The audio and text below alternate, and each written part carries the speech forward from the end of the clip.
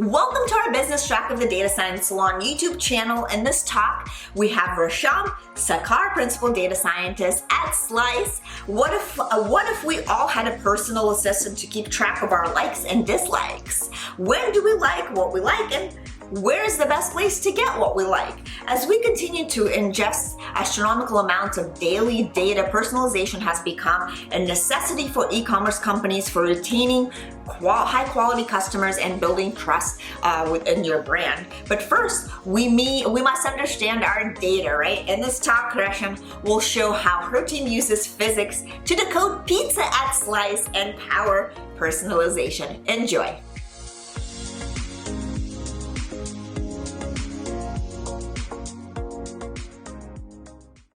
Hello, everybody. My name is Resham Sarkar, and I'm a principal data scientist at Slice. Slice is a company that digitizes local mom and pop pizzerias, and I work on driving personalization, especially through machine learning, for our websites and our app. Today, I'm going to talk about how physics, personalization, and pizza come together. It's only a coincidence that they all start with a P. So let's get in on this ride. So personalization. When it comes to pizza and comes to America, everybody in America has a favorite pizza.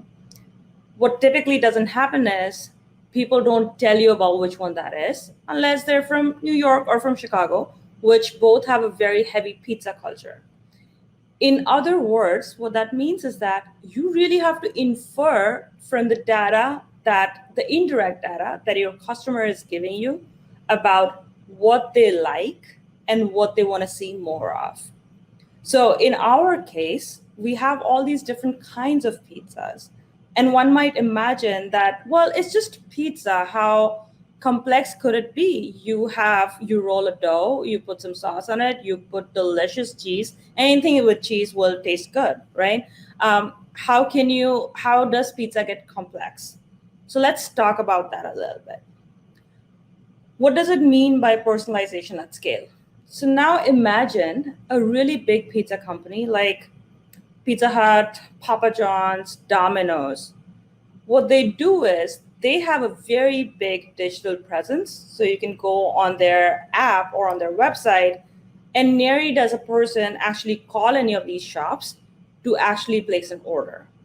And since they have very standardized order menus, since they have very standardized menu items, like Pizza Hut all over the world will have some very similar items that are also similarly named. It's a relatively easier task. However, when it comes to small pizzerias, they all have their own little quirks. They all have their own specialties.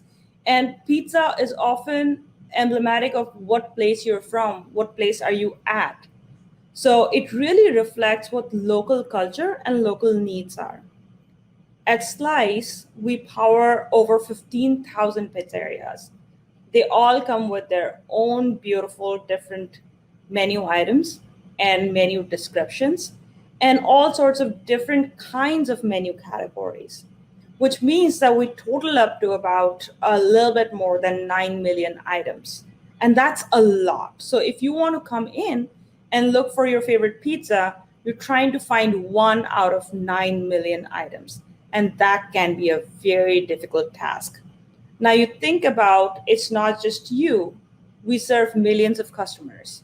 Where does that take us? So at any given point of time, thousands of customers are trying to find their very specific product out of our 9 million different items. What that results into is, let's say you really want to have a buffalo chicken pizza.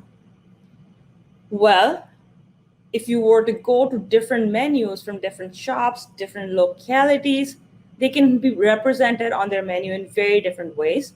In this example, you see this buffalo chicken cauliflower pie from Marinara Pizza, and then there's buffalo chicken pizza from Bardolino's, right? And they all could potentially mean the same thing, but we wouldn't know until we have somebody who comes in with a lot of expertise and makes that decision for us. And in this age where we have way too much information going on, we're constantly keeping track of way too many things. We all do want somebody to actually make that decision for us, or we all are constantly looking for somebody who really understands what we mean. So when I'm saying buffalo chicken pizza, what do I really mean? And that inference is what takes us to understanding what our problems are. Now, well, then there's pizza. But at Slice, we don't only sell pizza. We don't only provide you or offer you with different pizza options.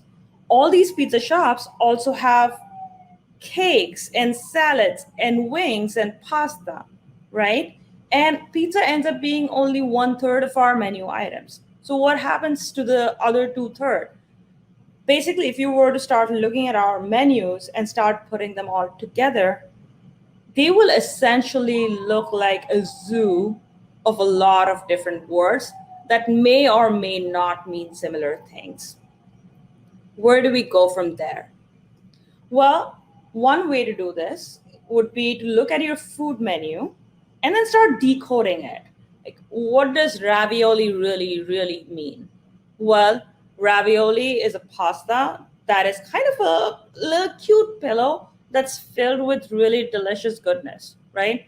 Um, but you can't really tell that to somebody, or you can't really tell that to an app um, to actually get you the most relevant results. So let's talk about how we decode food. The way we decode food is, think about all these different large categories that I just showed you. You have pasta, you have burger, you have pizza, right?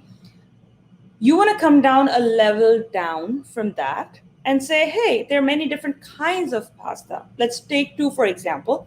We have spaghetti and we have ravioli. Now imagine your neighborhood. You're sitting at home and you really want to eat ravioli. There are 10 shops in your neighborhood that serve ravioli, and they will all come with their very specific names. How do you decode that and figure out which specific ravioli do you really want? I know this is a lot of food talk, and trust me, I'm constantly always hungry while working on my projects. And that's one of the perks of working in the food tech industry. So anyway, when you start thinking about this at a deeper level, basically what it presents to you itself as, the problem is a problem of hierarchy. How are we going from a really big category to a smaller category, and thereafter just constantly to smaller and smaller categories? They kind of start making more sense as a group of words together. Now, there are also limits that you need to put on this. You can't really keep going further and further down, wherein you'll be back to your original problem where every category is just that one specific menu item in itself. So this methodology is known as understanding a hierarchical taxonomy, wherein everything goes in one after the other. And I'll talk a little bit more about how do we actually start representing this as data that your models can understand. Now, like I mentioned before, people aren't really telling you explicitly what is it that they want. This boils down to an even further problem where your shop owners are not necessarily always telling you what menu items actually mean. So even further, to start getting into this categorization of food, which will then power your other personalization, things like recommending something, sending somebody a CRM notification about, hey, today is ravioli night at Bardolino's. You have to really take this data and start synthesizing it, as in create another layer that will actually work as your model's data. What we'll do there are these few different steps. You start with data acquisition. Sounds quite simple. You want to take all the data that you have in your catalog. In this case, that's a menu. We have these thousands of menus. You want to take them together, and you want to catalog them so that they're machine readable. then what you want to do is, once they've become machine readable, as in they can be in a tabular form, they can be a graph network, all of these different things. You want to take them and then you want to pre-process them, which means that there will be a lot of mistakes in how somebody has manually created their menu. Just imagine who your client is in this case. These are folks who are experts of making pizza, and when you're an expert at one thing, we don't really expect you to be an expert at other things. So often these menus come with spelling mistakes. They come with just some data missing, like there would be no descriptions. So we basically have to go through a very rigorous process of data pre-processing. Then comes the concept of, you have this clean pre-processed data, but how do you let your model know that this data is what it means? For example, if you were to feed the word cat or dog to a machine learning algorithm, it really doesn't know what cat means in the real world. It does, however, if you were to send it other feline animal names, as well as things that are not feline animals, you can create sort of a vector representation of these words. Imagine them being vectors that just point in different directions in space. And that's essentially the idea of embeddings. You create word embeddings, you convert words into a group of ones and zeros to mean something in the vector world. Now you've created your embeddings, you want to cluster them. You basically want to say all sorts of cats go together, all sorts of dogs go together. But you don't really have somebody sitting down and trying to help you with a supervised learning approach to tell you first to label your data and say, these are cats and these are dogs. That doesn't necessarily happen in this case. We are only just acquiring the menus. We implement something called a clustering algorithm. Once that is done, a machine learning data scientist could just rest on their laurels and achievements and say, I'm done clustering. Let's go and start recommending things. But there's a lot that goes on after clustering is done. So there's a ton of post-processing steps to ensure, are my clusters actually correct? Are they clean? Can I start using them yet? How do we then answer these questions and use our business expertise to constantly keep reviewing these clusters and refining them? So these are the basic big steps of what we need to do to even start synthesizing our data in order to drive personalization. So I just talked about word embeddings. What does that look like in this case? Each of these dots on the left-hand side chart basically represents a very specific menu item.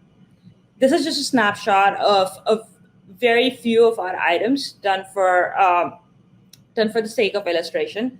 Now you can imagine if this were millions of dots out there, it would be a much harder problem to solve. Like I talked about earlier, we break this problem down a little bit more manually at first, so that all sorts of pizzas go into the column of pizza, all sorts of pasta come under the column of pasta, and so on and so forth. So let's take this specific case where I'm looking at a sample of different pizzas. What I did was I created these word embeddings, which are essentially vectors in an n-dimensional space. These embeddings are created from the name of the product, the description of the product, the category of the product, all put together in different combinations. Now let's zoom in a little bit. The green dots that you see here, they represent a certain cluster that our algorithm has identified as being buffalo chicken pizza. Now, on the chart on the right-hand side, you can see that there are different ways, many different ways in which a shop would define what they would want to call a buffalo chicken pizza, right? So, for example, if you focus on the center, you can see something that's just called chicken buffalo pizza. Right above that is buffalo chicken party pizza. Our algorithm has been able to take the word embeddings and cluster them in a way that is meaningful, and so that words that are similarly spelled out or similarly defined menu items kind of start coming together, and our algorithm goes ahead and identifies that. What is also interesting here is that things that are more similar, things that make more sense, tend to be towards the middle of the cluster. That is because our clustering algorithm, the way it works is that it tries to understand the affinity of one item with another item. And therefore, what it means is that things that are defined similarly, in this case, chicken buffalo pizza and buffalo chicken party pizza, they tend to be clustered close to each other. However, if you were to start looking at the periphery of this chart, there are a couple of different things that stand out and also are kind of distant from the main core of this cluster. On the right-hand top, we see Thai chili chicken pizza. Just as any person who has absolutely no idea what these things mean, what these food items mean, um, if you were to just read the words Thai chili chicken pizza, you would know that they do not, in any way, at least not superficially, tell us that they are a buffalo chicken pizza. There are the words chicken and pizza in here. What our algorithm has failed to do in this case is recognize that Thai chili chicken pizza, as well as at the bottom, the ones that are vaped and confused pizza, vaped and confused party pizza, they're not really similar to what a buffalo chicken pizza is. What we need to do in this case is go ahead and start looking at our clusters that were formed by our algorithm and start cleaning them. Now, cleaning them would mean that it's, again, a needle in haystack problem. You have these millions of items which have been clustered down. Now, let's say you clustered them down into tens of thousands of different clusters. Would you want to manually sit down through tens of thousands of these clusters to now start looking at which are miscategorized, which items have been thrown out, should have been in buffalo chicken pizza, but it ended up somewhere else? Well, before we get into that solution, let me take a little bit of a detour and tell you why machine learning and physics are really good friends. There are many different ways in which physics really supports machine learning and the principles behind machine learning, some of which also come from the basic idea of how we cluster things, how we look at the shape of clusters, and how do we define mathematically what clusters mean.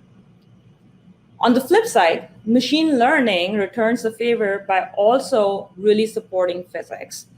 A lot of modern technologies and methodologies in physics are verified and made simpler by using machine learning.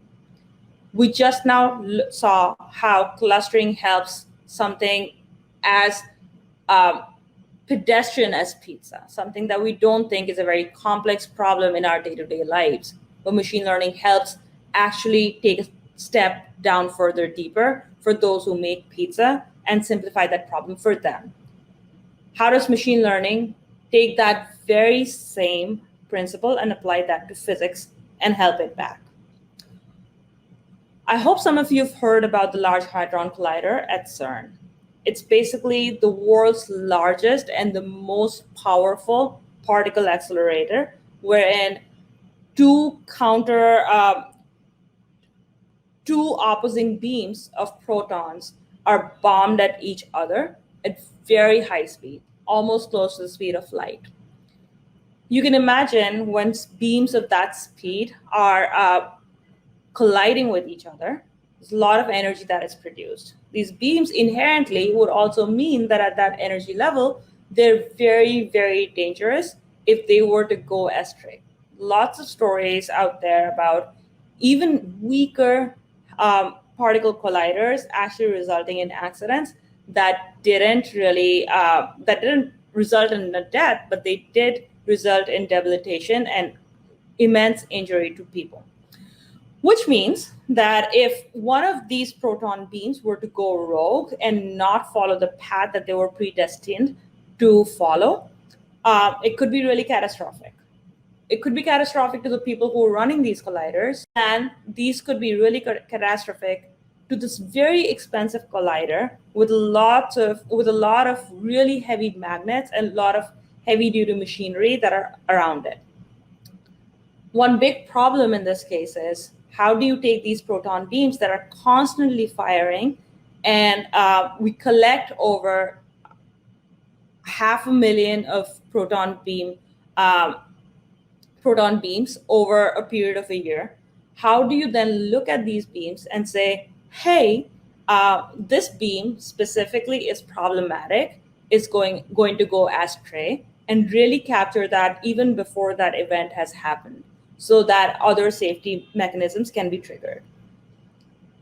Very similar philosophies of unsupervised learning and clustering are actually used to determine anomalous beams in the Large Hadron Collider. And that is just one of the very few examples and techniques that machine learning really supports physics with, and makes things easier and much simpler for physicists who would rather than focus on the idea on which they're working on, which is primarily, in this case, particle physics. So as we can see, machine learning and our clustering algorithms in their very specific, powerful mode can help power both physics and pizza. So let's go back to our original clustering problem. So now you've built your clusters, and we talked about how these clusters may have these outliers that we may need to sit down and really start ticking off from our checklist. Well, what we want to do is, once we've done clustering, we really want to go into our post-processing part of the problem.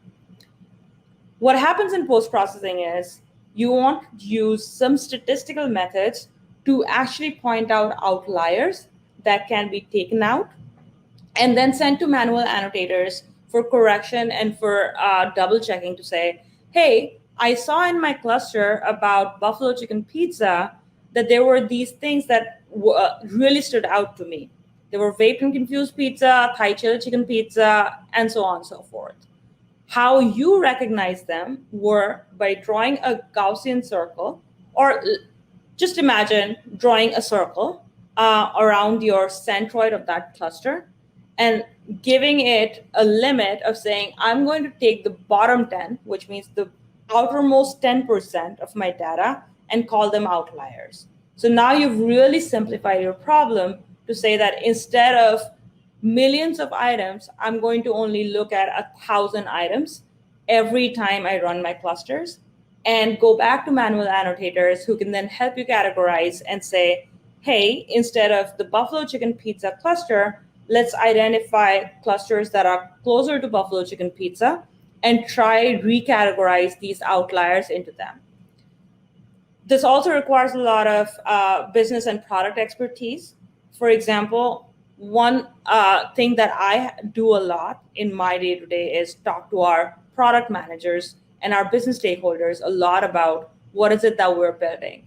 Because if you were to naively build just a machine learning algorithm, really relying on the cutting edge technologies, you would be building things that are very, very cool, but may not see the day of the light of the day, because they don't really have a specific business related problem, right? They're not solving a very specific business problem. And in this case, this is a business problem, knowing that we have these outliers and miscategorizing them can have a really big negative impact on our business.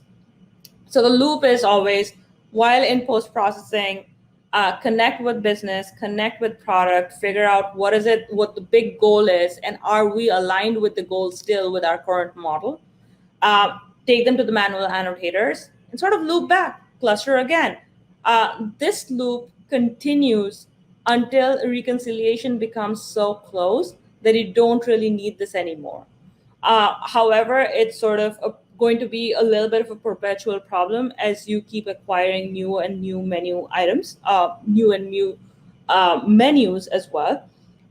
So this process, while it will never end, it will become a smaller process. So if on day one, during your version 1, manual annotators really annotated 1,000, you can expect with better judgment and better feedback loop, these manual annotations will go down from thousands to just a few hundreds. Great. So let's look back at our hierarchical taxonomy. What we did by decoding pasta was then take a really big category of pasta and then break it down into spaghetti and ravioli, and so on and so forth, and use clustering methods to create these the third level, which is in let's focus on spaghetti. You have level 3AA, 3AB, 3AC, which are basically now all kinds of spaghetti put together. It is possible to then go further down to a level 4. Whether or not you go down further to a level 4 would really depend on what category you're looking at, what is the business need there. So again, really consult with your business stakeholders to figure out what is a good point to stop. I would also like to point out that you don't necessarily have to stop at a certain level. You can keep going until you feel you can see that your data is telling you that I don't want to cluster it any further down. It is important to understand that different parts and different powers of personalization, what you choose to do with how you're personalizing, would really determine at what level do you surface your data. Some applications, for example, food recommendations, might really need to stop at level 3. However, very specific, for example, add-on recommendations and so forth, might need to be a slightly lower level than what level 3 would give you. So how granular you go really depends on your use case. Now that you've clustered all of your data, you've decoded your food items, you've decoded in any retail use case, you've decoded your catalog. How do you serve it to your customers? To serve something to somebody, you really have to know what is it that they really want to do with their items, right? What do they want to do on your website or on your app? For example, on Amazon, people could come in with a very specific goal of, I need to buy a cricket bat.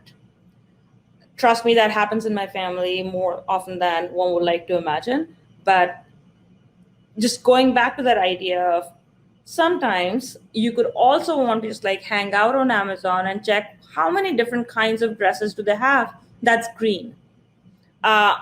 If you're anything like me, you like browsing online catalogs.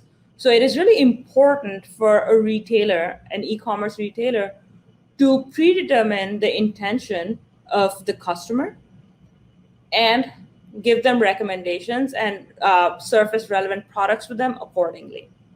In the case of Slice, it's quite the opposite. The intention is not often enough that somebody wants to come to a food app and just hang out there and look at all different kinds of pizzas that exist. It is more often the case that somebody is really hungry. All they want to do is they want to open your app, have the most delightful experience so that they're finding the shortest path to the food that they want and check out and now wait for their food. So it's kind of the opposite of a lot of other retail applications. We just really want our customer to spend the shortest amount of time on our app. How do we make that happen? Well, we want to surface them the most relevant products at the right time that they're on the app, so that their time to check out is really, really short. What makes a product relevant? What makes a product relevant is that the food that they're searching for, are we surfacing them the right product? Are we surfacing them the right shop that they would want to buy from? Is this shop popular? Is this product popular? Does this person really care about popularity? We tend to believe that everybody just wants to eat at the best place, the best food all of the time. Often that is not the case. People have their favorite kinds of things and they want to get it from a particular place.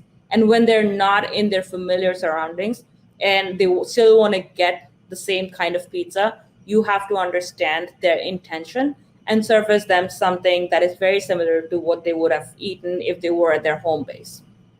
The fourth point here is that, is this product, is this shop able to serve my customer, this particular customer at this time? So are they very far away? How long will this take to get the food delivered to them? Does the shop have the capacity to deliver this food to them? These are all different considerations that actually make a product relevant. Now, one big problem is that if you have a business that is running really, really well, in this case, let's imagine Artichoke Pizza in New York, there's always a line outside that.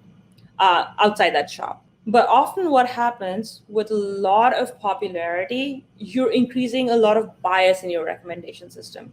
What that means is that the rich gets richer. So a popular shop only keeps getting more and more popular because you're really channeling all your customers to go to that one superstar shop. What that also means is that your shops that are not in the vicinity and could have been could have been serving same customers are not getting that privilege from our recommendation systems, and therefore not getting the crowd that they could have gotten. The other thing that can happen is, obviously, if you're sending a lot of crowd to the same shop, it can put a strain on their resources. They may not have a big kitchen size. They may not have the right number of chefs in the kitchen, or have the right the right number of delivery people who are able to batch and route their deliveries. So these are all different things that could be happening, and you don't necessarily know because the shop will not tell you. You do not know the size of the shop's kitchen. You do not know any of these specifics about the shop, the number of their resources. However, there are different ways to control this that is outside the scope of this talk right now. But this is a really big challenge that we face as a very fast-moving e-commerce company, where you're not only talking about a customer's experience before they place an order, you do want to continue to delight them even after they have finished placing that order and they're still waiting for their food. Personalization doesn't only help a customer get the recommendations that they want for the food that's most relevant to them. It also can help you, if you're a B2B2C company, it can also help the B2B end of your business, which is if you were to now know what is the most relevant product in a certain area, you could help your business partners, in our case, pizza shops, really understand their inventory, help them forecast inventory. Should we get more pepperoni because it's Super Bowl Sunday, or should I get more Hawaiian pizza ingredients like pineapples, which, by the way, are great on pizza? Should we get more pineapple because it's summer and it's that's what people would prefer to eat more? So you can help with forecasting inventory. You can also help reduce cost inefficiencies across similar shops by sort of creating a tight-knit network of shops that have similar needs. Other things that you can do is have dynamic pricing for different days of the week, depending on demand. The other thing it also helps is understanding how your profit margins work, and you could identify and promote high profit products and remove products that are actually not performing that well.